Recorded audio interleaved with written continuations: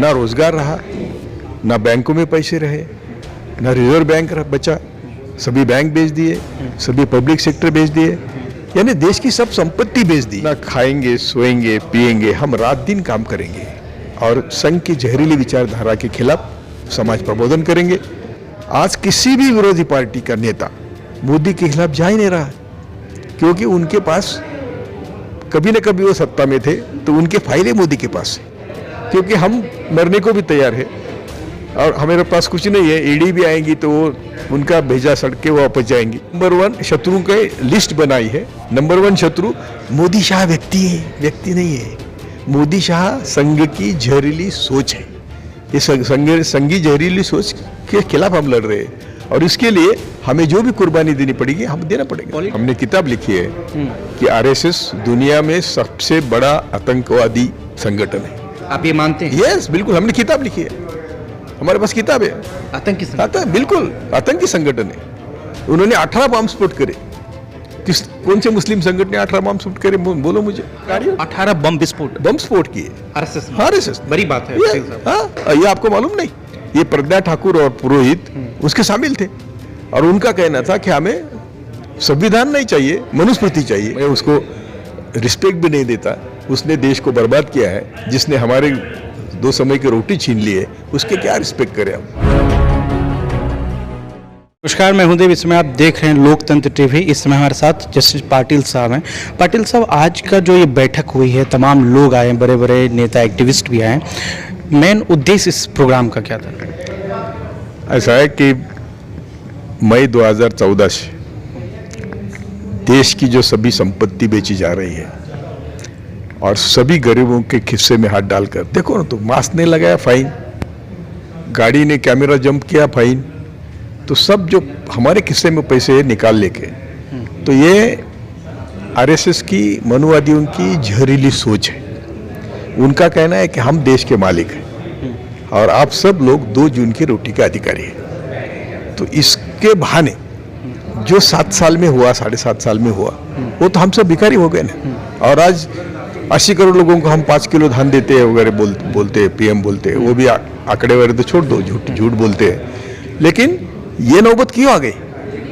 ना रोजगार रहा, ना बैंकों में पैसे रहे, ना रिजर्व बैंक बचा, सभी बैंक बेच दिए, सभी पब्लिक सेक्टर बेच दिए, यानी देश की सब संपत्ति बेच दी। तो उसके पीछे जो उनकी सोच है, संघी सोच है, मनुवादी सोच है, वो सोच है। तो यदि इसके खिलाफ हम आज नहीं लड़ेंगे तो अगली पीढ़ियों को हम क्या बोलेंगे? तो इसलिए हम सब लोगों ने देश के समाजवादियों को, जो भी हमारे विचार के, उनको सबको अपील किया। उसमें वो डॉक्टर अरुण कुमार है, सुनीलम जी है, इन्होंने सब ने कष्ट उठाए और आज ये लोग सब देश भर से आए। हम संदेश देना चाहते हैं कि 2022-2024 तक हम ना खाएंगे, सोएंगे, पिएंगे, हम रात दिन काम करेंगे और संघ की जहरीली विचारधारा के खिलाफ समाज प्रबोधन करेंगे।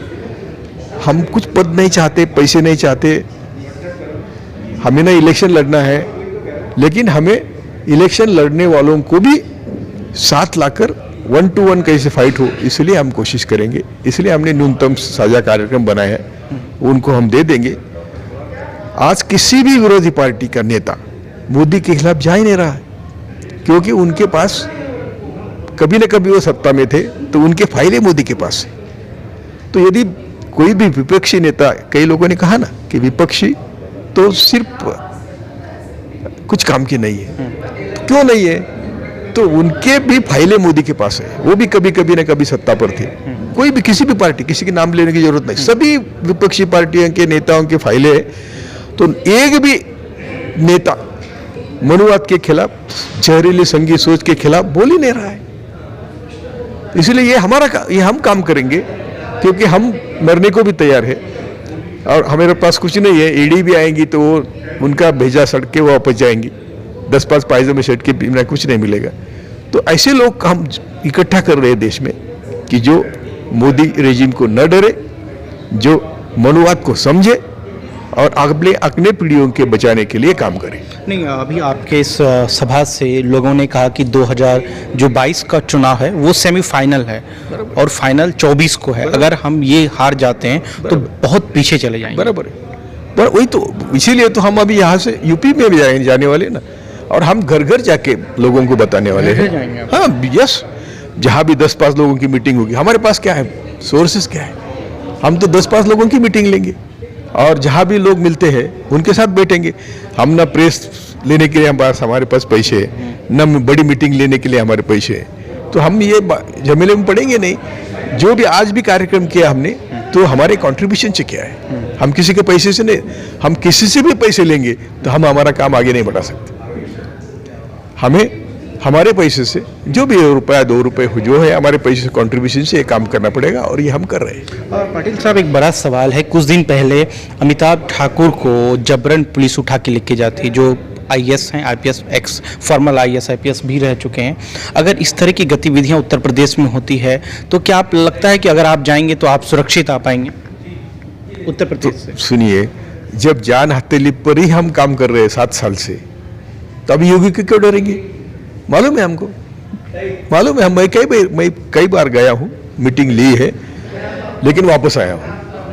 अभी भी वो जो लोगों को नॉमिनेशन भरने को जाने नहीं देता है, विपक्षियों को, तो हमें एक काम करना डिफिकल्ट है, हम जानते हैं, लेकिन तो भी हमें काम करना चाहिए, नहीं तो अगली पीढ़ियां बर्बाद हो जाएंगी। तो ये पूर्ण रूप से अगली पीढ़ी की लड़ाई है। बिल्कुल अगली पीढ़ी की लड़ाई है। हमें अभी नंबर 1 शत्रु के लिस्ट बनाई है। नंबर 1 शत्रु मोदी शाह व्यक्ति नहीं है, मोदी शाह संघ की जहरीली सोच है। तो इसीलिए हम मोदी शाह को नहीं मानते। ये संघी जहरीली सोच के खिलाफ हम लड़ रहे हैं और इसके लिए हमें जो भी कुर्बानी देनी पड़ेगी, हम देना पड़ेगा। पॉलिटिकल शत्रु या ऐसे शत्रु दुश्मन कह रहे हैं आप, लिस्ट जो आपने बनाई है? तो इसमें पॉलिटिकल शत्रु हमारा नंबर 1 संघी सोच है। बाकी लोग हैं नंबर 2 पे, बाकी पार्टियां होंगी 3 पे 4 पे, तो वो हमको चलेंगे। आज हम पहले इनसे निपटारा पाएंगे तो बाकी लोगों के खिलाफ काम कर सकते। क्योंकि आप गाजीपुर भी गए हैं, आप तमाम बॉर्डर गए हैं जहां पर किसान मौजूद है और आज प्रोटेस्ट कर रहा है, 9 महीने हो गए। देश के हर आंदोलन में जा रहे हैं हम। कल सर उन पर हमला किया गया, उनके पांव तोड़े गए सर। भाषा में देखो, डीएम की भाषा भी सुनो। डीएम बोलता है कि हर एक को खून आना चाहिए। तो ये डीएम बोल सकता है, इसका मतलब क्या है? तो ये डीएम जब बोलता है तो उसको ऊपर से आशीर्वाद इसलिए बोल रहा है ना। तो यही हो रहा है 7 साल में, सबको डर से घर बैठाए। हमारे पीछे भी एनआईए लगाई थी, सीबीआई लगाई थी, एल्गार परिषद के माध्यम से। एल्गार परिषद के संयोजक हम थे और अरेस्ट बोलते दूसरे लोगों को किया है जिनका हमारा ताल्लुक ही नहीं है। तो देश के सभी भी वैचारिक विरोधों को उन्होंने बंद कर दिया। पटेल साहब, इस जो जैसे आप लोग जैसे एक्टिविस्ट हैं तमाम लोग, अब ये कहा जा रहा है कि आरएसएस तालिबान के मद्देनजर पे चलती है, नक्शे कदम पर चलती है। तालिबान का जिक्र किया जा रहा है कि अफगानिस्तान में जिस तरह तालिबान है उसी तरह हिंदुस्तान में आरएसएस तालिबान है। ये तो बहुत सरासर मुझे लगता है कि गलत। मैं तो कहता हूँ, हमने किताब लिखी है कि आरएसएस दुनिया में सबसे बड़ा आतंकवादी संगठन है। आप ये मानते हैं? यस, बिल्कुल, हमने किताब लिखी है, हमारे पास किताब है। आतंकी बिल्कुल आतंकी संगठन है। उन्होंने 18 बम स्फोट करे। कौन से मुस्लिम संगठन ने 18 बम स्फोट करे? बोलो मुझे। 18 बम स्फोट करे, उनके पदाधिकारी 18 बम विस्फोट किए आरएसएस। बड़ी बात है। ये आपको मालूम नहीं? और ये करने के बावजूद ये प्रज्ञा ठाकुर और पुरोहित उसके शामिल थे और उनका कहना था कि हमें संविधान नहीं चाहिए, मनुस्मृति चाहिए, स्मृति का राज चाहिए। तो ये लड़ाई जो है, यो विषमतावादी मनुस्मृति वर्सेस समतावादी संविधान, या शोषण मुक्त समाज बनाने के लिए संविधान और शोषण युक्त समाज बनाने वाली मनुस्मृति, ये लड़ाई है। कैसे लड़ोगे पाटिल साहब? आपके पास तो ऐसे ही लड़ेंगे जो आज कर रहे हैं हम, ऐसे ही हम गांव जाएंगे। हमारे जो भी ताकत है, ऐसे जो हम कहेंगे कि हम कैसे लड़ेंगे, तो लड़ाई हो ही नहीं सकती। लड़ाई, किसी भी लड़ाई को पहले शुरुआत करनी पड़ती है। ये शुरुआत हमने करी है। आप जान रहे हैं कि जान जोखिम में जानी है। बिल्कुल बिल्कुल बिल्कुल, हम जानते हैं। अरे हम मई 2014 से कह रहे हैं कि मोदी का हम इतिहास पढ़ा है, गुजरात फाइल्स पढ़ी है, जस्टिस सावंत कृष्णाय का रिपोर्ट पढ़ा है। वो अपने विरोधियों को मार डालते हैं, मालूम है हमको। तो इसका मतलब ऐसा नहीं कि हम मरने के डर से घर बैठे। अच्छा, दूसरी बात है कि इस समय जो है पूरा जो सरकारी संपत्ति है उसको बेच दिया गया, उसके लिए भी लोग सड़कों पर है। क्या आप उसकी भी लड़ाई लड़ने जा रहे हैं? सबकी, अरे सबको साथ लेके लड़ना है। बैंकों के कर्मचारी है, श्रमिकों के कानून रद्द किए हैं, सार्वजनिक सेक्टर बेचा है, बैंकों को बेचा है, LIC बेची है, ये सबको तो साथ लेके लड़ रहे हैं हम, सबको साथ लेके लड़ेंगे। नरेंद्र मोदी सरकार लगातार ये कह रही है कि आने वाले समय में अभी भले ही ये लग रहा हो कि हिंदुस्तान की संपत्ति को बेचा जा रहा हो, लेकिन बाद में इसका बहुत बड़ा फायदा एक आवाम को मिलने वाला है। आप इससे इत्तेफाक नहीं? 100% झूठ बोलता है मोदी। मैं उसको रिस्पेक्ट भी नहीं देता। उसने देश को बर्बाद किया है। जिसने हमारे 2 समय की रोटी छीन ली है, उसके क्या रिस्पेक्ट करें।